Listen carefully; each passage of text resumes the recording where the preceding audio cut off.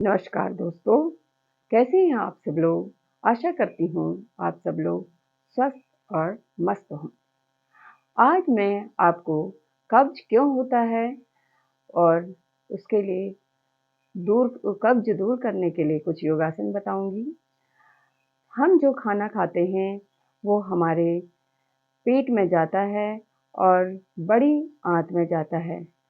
बड़ी आंत में जाता है, जो खाना हमारा पच जाता है तो उससे हमारे खून बन जाता है और जो खाना नहीं पचता वो बड़ी आंत में रह जाता है, सड़ जाता है वहाँ पर, उससे आंतों में चिपक जाता है और हमें मल त्याग करते समय दिक्कतें आती हैं।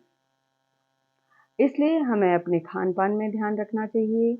खान-पान अच्छा होना चाहिए, खान-पान सात्विक होना चाहिए और रेगुलर हमें योगासन करने चाहिए। योगासन करने से हमारे शरीर में कब्ज़ की शिकायत दूर होती है और हमारा दिमाग स्वस्थ रहता है, हमारा पेट स्वस्थ रहेगा, हमारे कब्ज़ नहीं रहेगी तो हमारा दिमाग, शरीर स्वस्थ रहेगा। आइए हम कुछ योगासन आपको बता रहे हैं। पहले हम मंडूकासन करेंगे। मंडूकासन करने के लिए हम वज्रासन में आ जाते हैं। वज्रासन इस तरह से होता है। इस तरह से वज्रासन करने के लिए हम अपने पैरों को इस तरह से करते हैं और अपने हिप्स को इस तरह से अपने दोनों पैरों के बीच में इस तरह से रख लेते हैं। मंडूकासन करने से, वज्रासन करने से हमारी जो वज्र नाड़ी है वो उससे हमारे रिप्रोडक्टिव सिस्टम और पाचन तंत्र में उसका बहुत अच्छा प्रभाव पड़ता है। हमारी वज्र नाड़ी से प्रभावित होते हैं हमारी अपान वायु और समान वायु। इस तरह से हम वज्रासन में आ जाएंगे। आज हम मंडूकासन करेंगे। वज्रासन में आ जाएंगे और दोनों हाथों को इस तरह से अपने पेट में रखेंगे इस तरह से और सांस लेते हुए और सांस छोड़ते हुए कमर से नीचे को झुकेंगी। इस तरह से स्थिर रहेंगे, स्थिर सुखमासनम। जो लोग वज्रासन करने में ज़्यादा झुक नहीं सकते वो प्रयास इतना ही करें जितना वो झुक सकते हैं। ज़्यादा जोर जबरदस्ती न करें।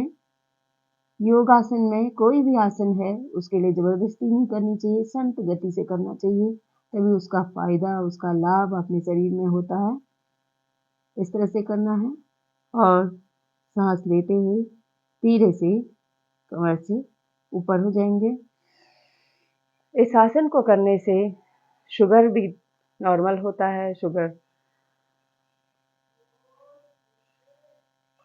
धीरे से एक बार और करेंगे।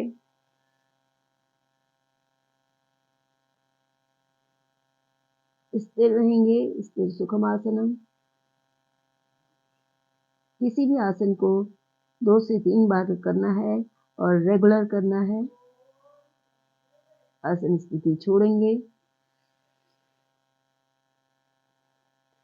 अब हम बंद कोण आसन करेंगे। बंद कोण आसन करने के लिए हम इस तरह से दोनों पैरों को इस तरह से जोड़ लेंगे और हाथों का ग्रिप बनाएंगे और दोनों पैरों को के इस तरह से पकड़ लेंगे। गर्दन सीधी, कमर सीधी, इस तरह से रहेंगे और धीरे से सांस लेते हुए और सांस छोड़ते हुए कमर से नीचे होंगी। अपने सर को जमीन में टच करने की कोशिश करेंगे। जिन लोगों से यह इस तरह का आसन नहीं होता है वो धीरे धीरे अपने शरीर को फ्लेक्सिबल बनाएं और धीरे धीरे आसन स्थिति में आ जाते हैं। आसन स्थिति छोड़ेंगे इस तरह से। जिन लोगों से यह आसन नहीं होता है वो इस तरह से इस स्थिति में भी बैठ सकते हैं। ऐसे बैठने से भी आपके शरीर में जो तनाव आता है उसे महसूस करना है,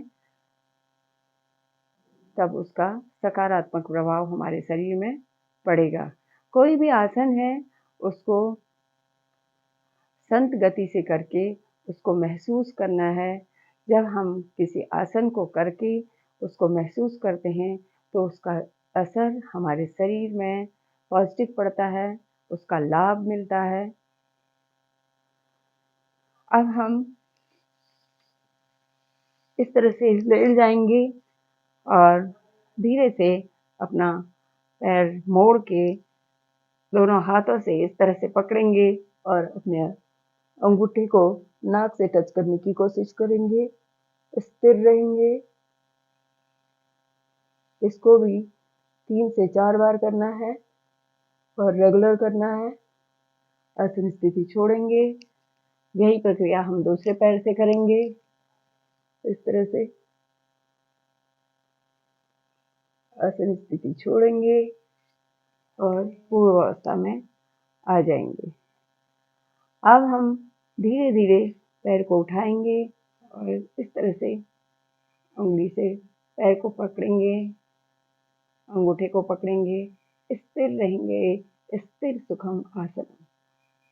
आसन स्थिति छोड़ेंगे, धीरे से पैर को पूर्व अवस्था में ले आएंगे। इसी तरह दूसरे पैर से करेंगे। स्थिर रहेंगे। स्थिर सुखमासनम। आसन स्थिति छोड़ेंगे, पूर्व अवस्था में आ जाएंगे और धीरे से उठ के बैठ जाएंगे। इन आसनों को रेगुलर करना है, तभी हमारे शरीर में इसका लाभ होगा और हमारा शरीर स्वस्थ रहेगा। इसलिए भगवान को धन्यवाद करना है। नमस्कार।